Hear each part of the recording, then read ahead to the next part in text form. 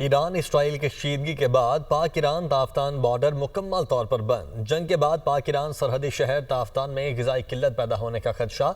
Iran Israel के कशीदगी के बाद ताफ्तान बाजार भी जुज़वी तौर पर बंद। ताफ्तान शहर में सरहद पार से आने वाले ईरानी पेट्रोल की भी किल्लत पैदा हो चुकी है।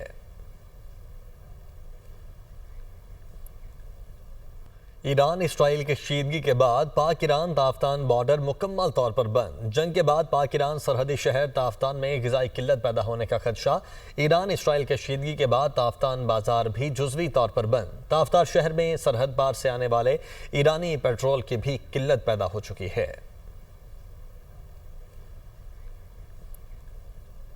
ईरान इसराइल के कशीदगी के बाद पाक ईरान ताफ्तान बॉर्डर मुकम्मल तौर पर बंद। जंग के बाद पाक ईरान सरहदी शहर ताफ्तान में ग़िज़ाई किल्लत पैदा होने का खदशा।